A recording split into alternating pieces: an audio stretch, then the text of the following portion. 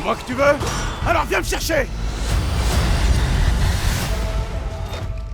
Alex Pereira contre Usyk. Eh oui les gars, comme ça, sorti du chapeau, out of nowhere. Il ne reste plus que 2 combats à Alexandre Usyk, c'est lui qui l'a dit. Donc premier combat pour lui.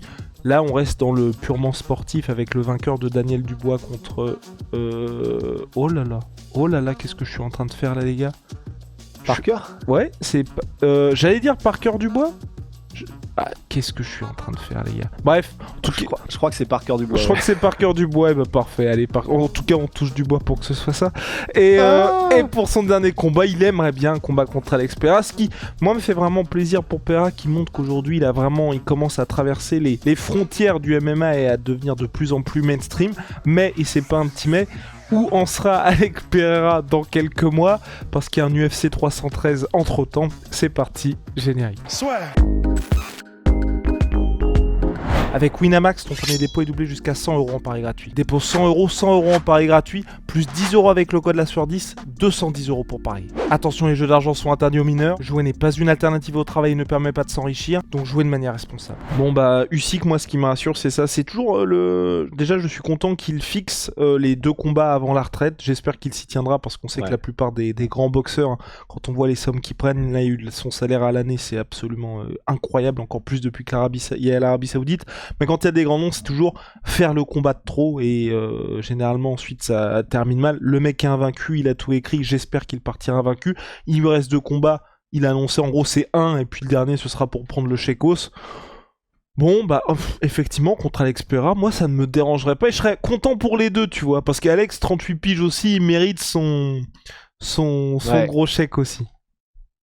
Ouais, en vrai, ouais. Bah, et c'est ça qui est bien, c'est que là, rien que là, maintenant, on en avait discuté après le dernier combat de Usyk, mais là, déjà, il pourrait prendre sa retraite. Hein. Usyk, il n'a plus rien à prouver, et j'ai même envie de dire, le combat qu'il va faire entre le gagnant de Dubois et Parker, franchement, c'est prendre des risques.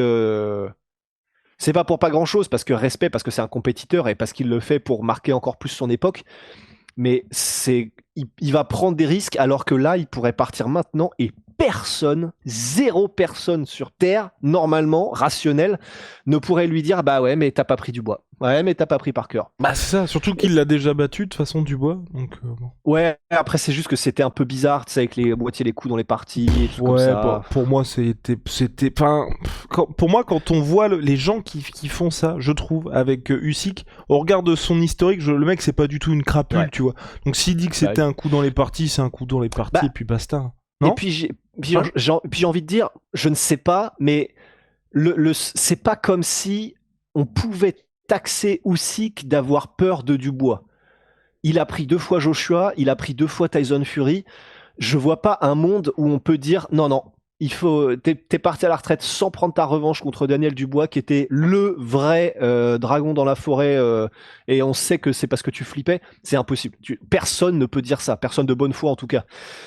Donc déjà le fait qu'ils veuillent prendre le gagnant de Dubois Parker, je respecte beaucoup, mais putain c'est risqué quand même. Et effectivement, s'il sort vainqueur de ce combat-là ensuite, qui a beaucoup plus de risques que de potentiels bénéfices, bah ouais, dans ces cas-là, franchement, parce qu'il y aurait qui d'autre?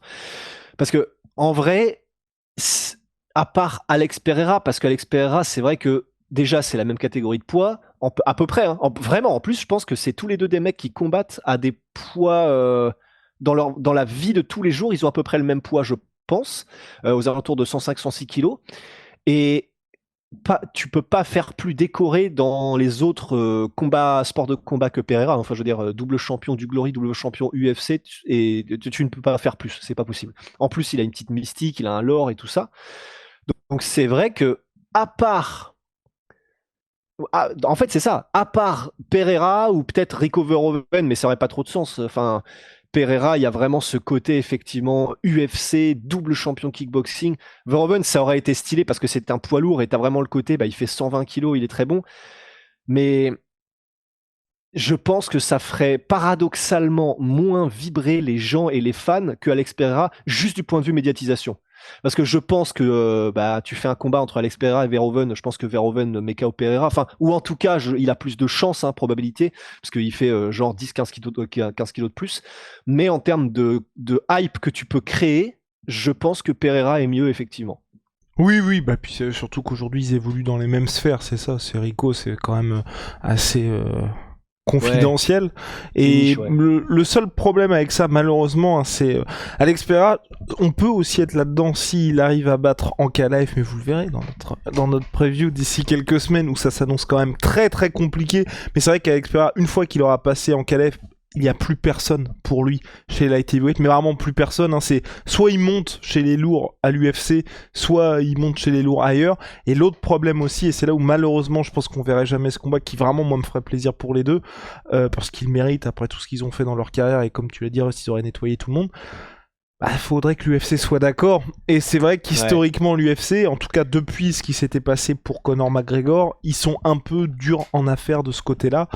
Même si c'est vrai que là, sur le papier, hein, j'ai du mal à me dire pourquoi ils seraient pas contents, mais c'est vrai qu'ils aiment bien avoir tous les tenants et aboutissants. Et on voit que même le combat Jake Paul ou Logan Paul, Conor McGregor, alors que Logan Paul est aussi signé par la WWE, qui évolue donc sous TKO, qui est le propriétaire de l'UFC et de la WWE, c'est l'UFC qui a mis un stop à ça. Alors que sur le papier, vraiment, on était en mode, bon, Conor aujourd'hui sportivement c'est compliqué de le voir refaire un run vers la ceinture, tout le monde allait se faire beaucoup d'oseille, mais ils ont dit non, et c'était en boxe. Bah ouais, c'est sûr. Et en plus de ça, c'était Logan Paul. Si ça avait été Jake Paul, on aurait pu comprendre que parce que Dana White, comme il se fait chier dessus H24 par Jake Paul, ça aurait pu être en mode, bah en fait, qu'il allait se faire foutre. Mais là, c'est Logan Paul qui a la boisson Prime, qui est sponsor de l'UFC, et Logan Paul, comme tu as dit, qui fait partie du groupe. Enfin, c'était effectivement très bizarre. Et en plus, les sommes, c'était encore plus qu'il se serait fait que Mayweather-McGregor.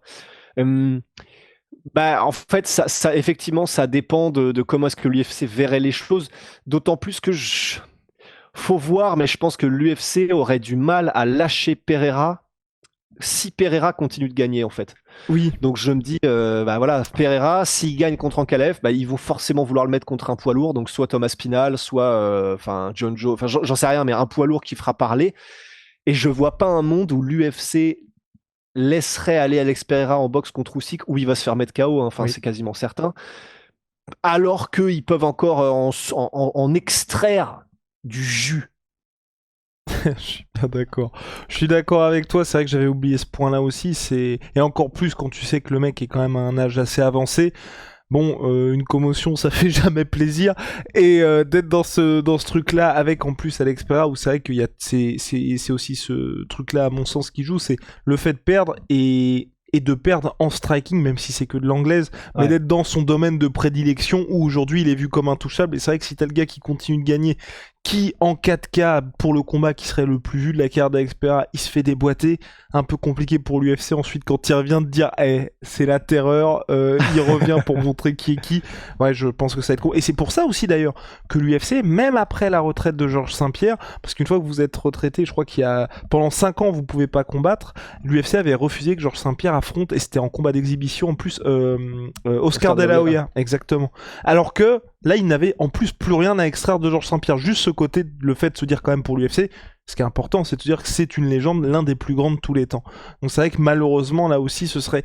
Enfin, mais c'est dommage. C'est dommage parce qu'en vrai, je sais pas comment dire, mais par rapport au Conor McGregor et Enco, tu vois que c'est juste pour l'oseille. Là, t'aurais quand même ce côté... Bah, ce serait évidemment pour l'oseille aussi, mais en apparence, en tout cas... des valeurs, je trouve, un peu martiales qui seraient présentées par Usyk et par Alex Pereira, tu vois. Et en plus, t'aurais cette ambiance où il y aurait pas de trash talk, mais on serait durant toute la semaine en mode oh là là. Ouais. Rien que les face-off entre les deux. Ouais. Non, mais c'est pour ça, là, vu les stare-down qu'on a pu avoir quand Usyk il est en mode par contre, je suis là pour le business, ça va tronçonner.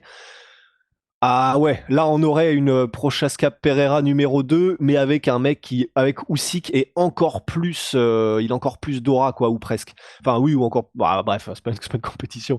Mais donc c'est vrai que pour Pereira, et la raison pour laquelle on dit que, bon, c'est là, pour moi c'est même du 90-10 hein, que Usyk mettrait KO Pereira, on est en boxe anglaise.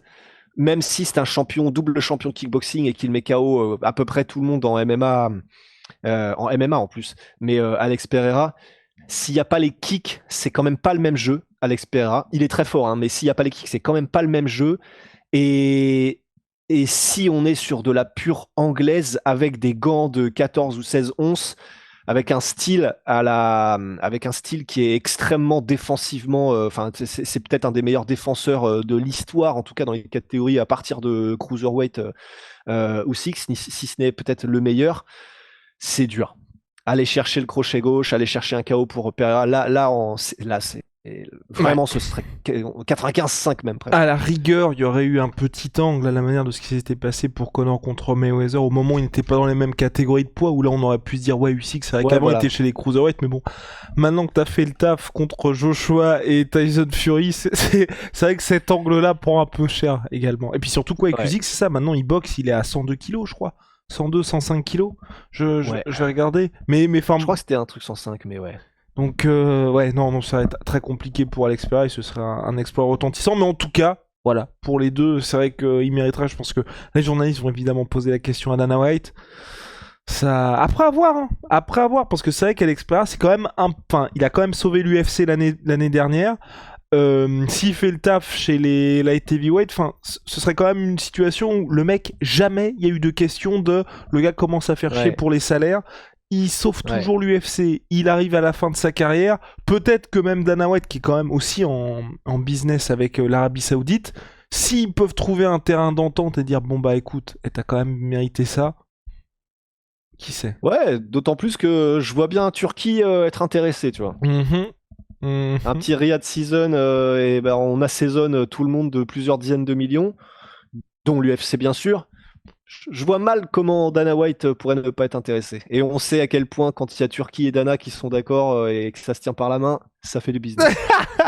Et quand on se dit ça, il fait référence à la vidéo, une des plus malaisantes. Mais vraiment, c'est donc Turquie qui est le boss en fait de tout le sportif en Arabie Saoudite et qui est vraiment le visage de la Riyadh Season. Donc il accueille Dana White et il lui fait une petite visite guidée et donc tient Dana White par la main et on voit mais tu sens que c'est obligé. Hein. Ah oui, c'est filmé en plus, donc Dana White qui est vraiment en mode bon, oui, je vais lui tenir la main, mais un mec de 50 piges qui tient un autre gars de quadragénaire solide par la main, c'est quand même un peu particulier, surtout quand tu sens que les deux ont pas forcément, c'est pas réciproque dans la volonté de le faire. C'est ça. C'est pas, il y en a un des deux qui veut un peu plus que l'autre, quoi, disons. Et donc paf. Voilà, mais en tout cas donc pour le combat ça reste quand même hautement improbable, mais pourquoi pas. Et c'est vrai que honnêtement de mon côté, je sais que depuis qu'il y a eu Conor contre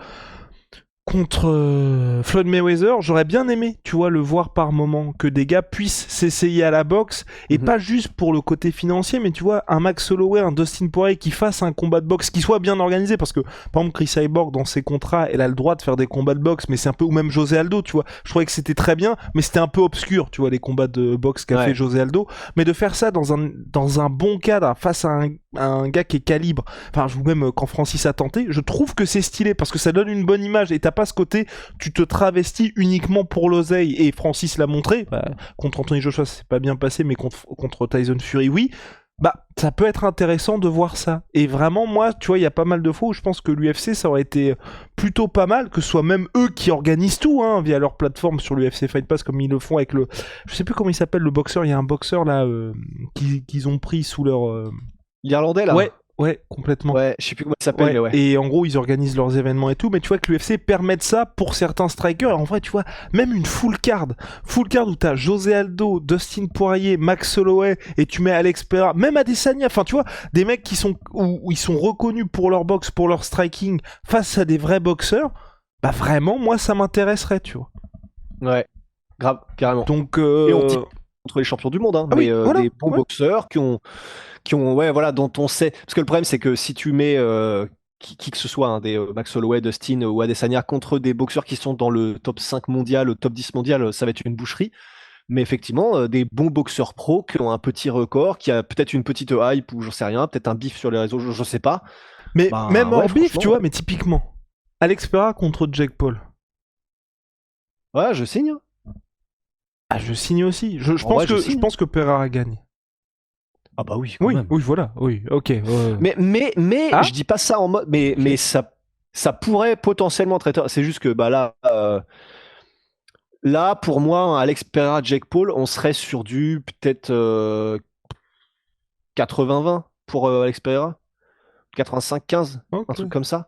Mais parce que, enfin, vraiment, il est pas à sous-estimer non plus quand même, Jake Paul, hein. Donc c'est pour ça que je suis pas en mode c'est une obligation, c'est obligé. Mais c'est juste que là, on serait face à un mec qui pèse 106 kilos, qui est pas dans la fleur de l'âge parce qu'il a 38 piges, mais qui ne montre pas forcément de signe de ralentissement dans ses derniers combats et il met toujours KO tout le monde comme d'habitude.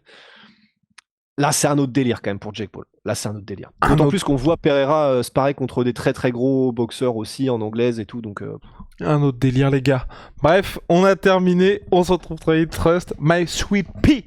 Sweet Protein, moins 30% sur tout My Protein avec le code La Sueur. Et puis Holy Moly. Révolution dans les boissons énergisantes. Moins 5 € pour votre première commande avec le code La Sueur 5. Si vous avez déjà commandé chez eux, regardez ces nouvelles saveurs. C'est les milkshakes de Holy Moly. Et si vous avez déjà commandé chez eux, code La Sueur 10, moins 10%. On se retrouve très vite. Bye.